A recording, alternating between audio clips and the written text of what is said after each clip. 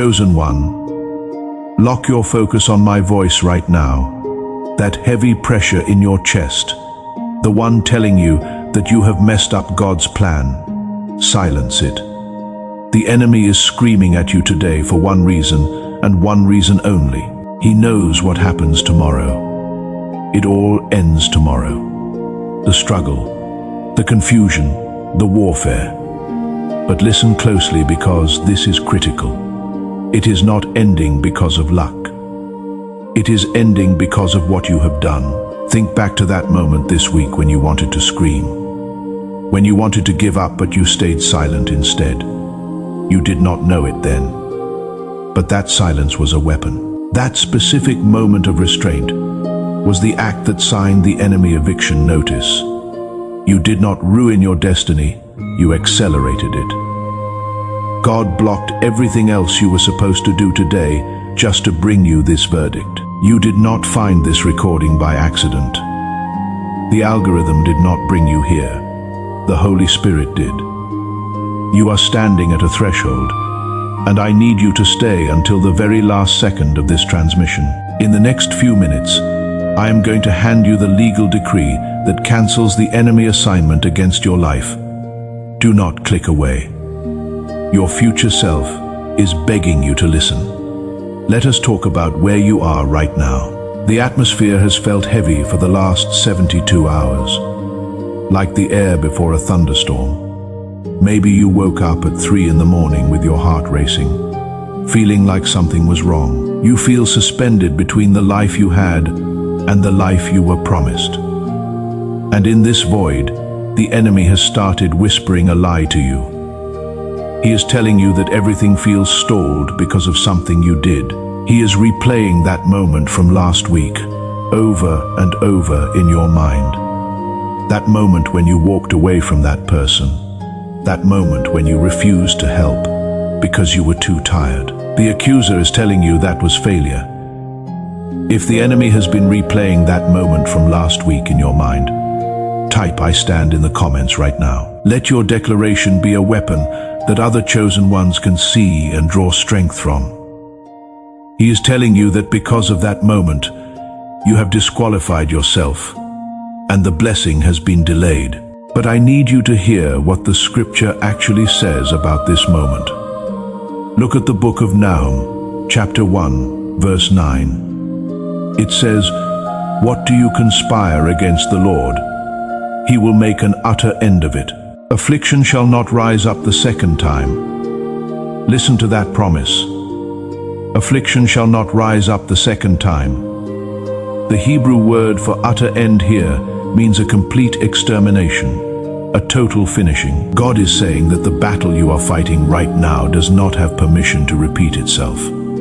The enemy is trying to trick you into thinking this is a cycle. He wants you to believe that because of your actions, you have reset the clock.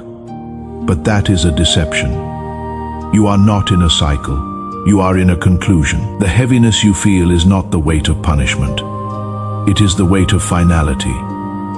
You think that moment when you walked away was weakness. You think your silence was defeat. But let me reframe your reality right now. That was not a mistake. That was a strategy.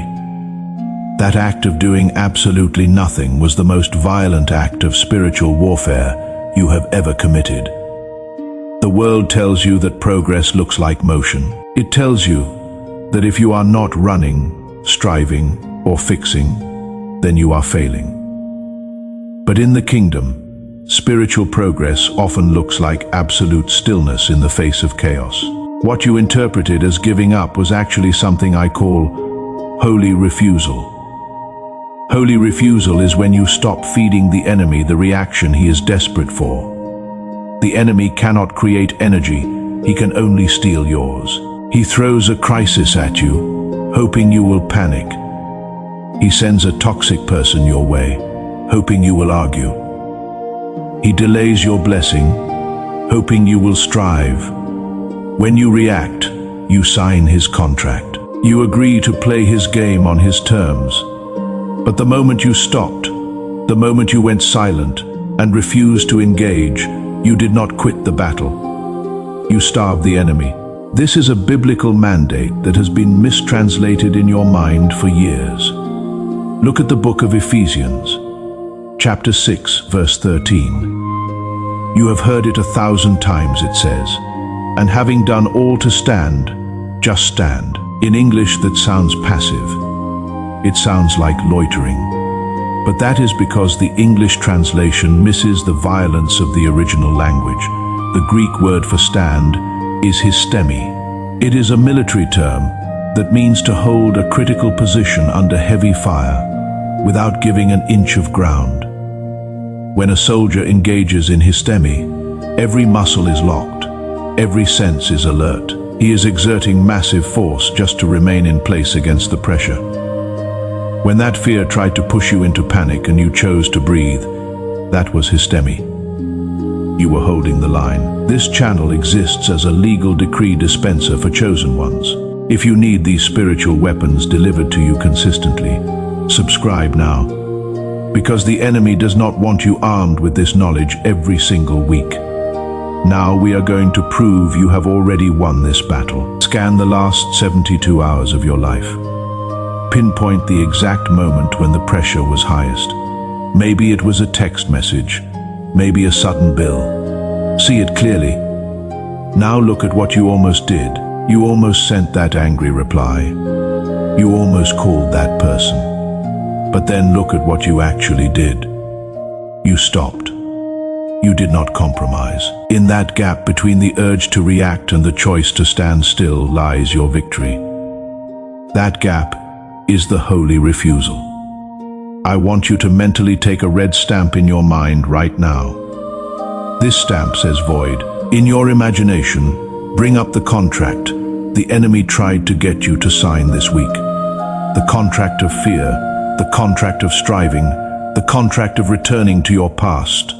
See that contract clearly. Now, take that red stamp and slam it down on that paper. Void, because you did not react. The contract is null and void.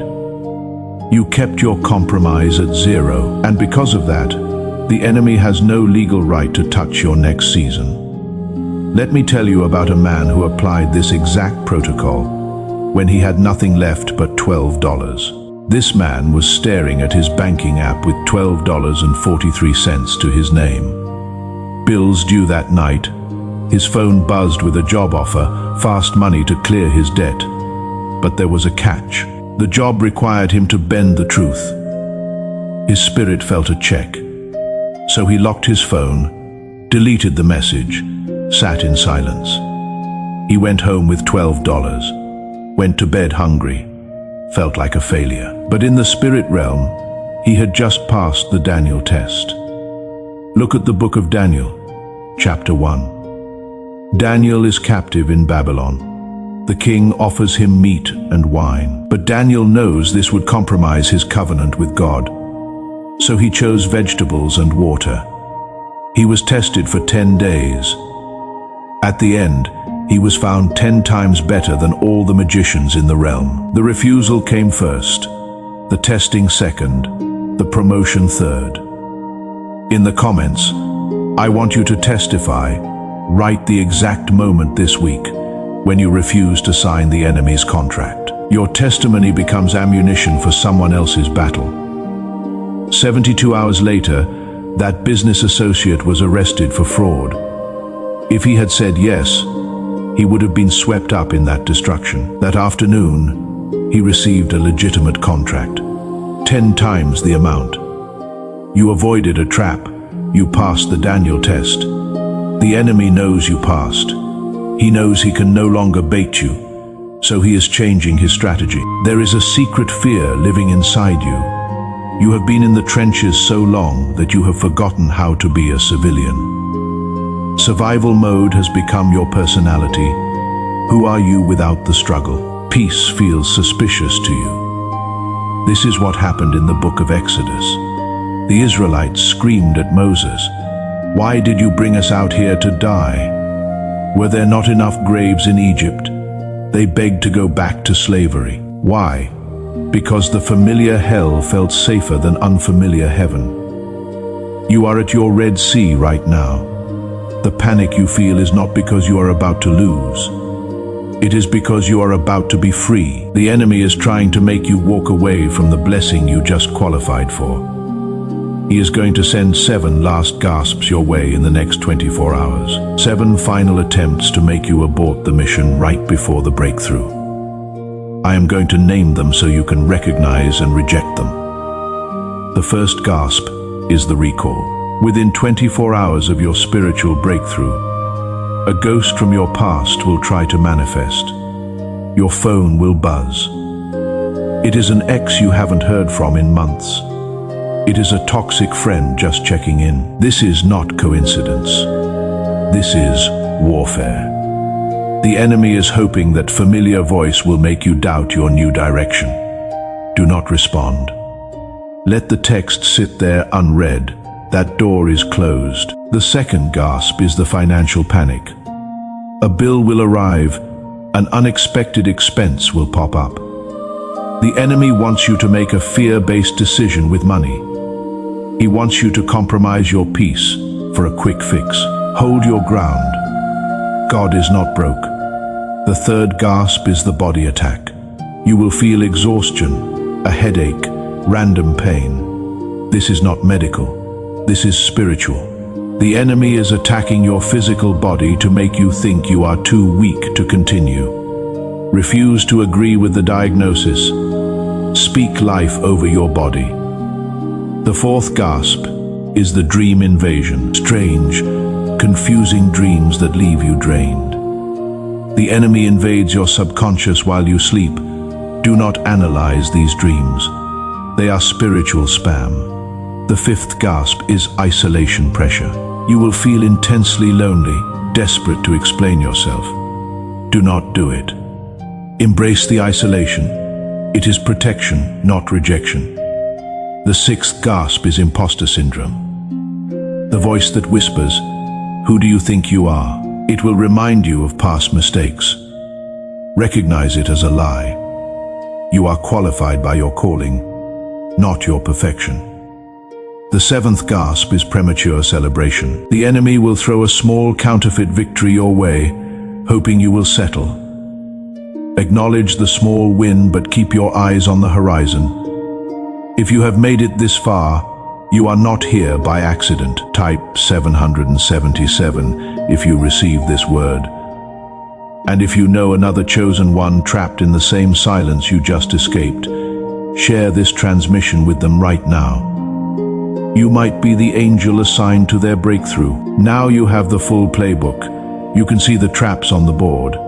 But knowing what not to do is only half the battle. You need to know exactly what to do in these final critical hours. I am going to give you the 24-hour airlock protocol. This is your operating system for the next day. It consists of 3 internal actions you must take to stabilize your spirit. Step 1 is the mental cleanse. The scripture in the book of Isaiah, chapter 43 says, "Do not remember the former things, nor consider the things of old. Behold, I will do a new thing." The Hebrew word for perceive there is yada, which means to intimately know and experience. You cannot experience the victory of tomorrow if you are mentally replaying the defeats of yesterday. Right now, in your imagination, walk through the hallways of your mind. See the pictures of your past failures hanging on the walls. See the memories of who hurt you. In your mind, take them down one by one. Leave the walls bare. You are clearing space for the new furniture God is shipping to you. Step 2 is radio silence.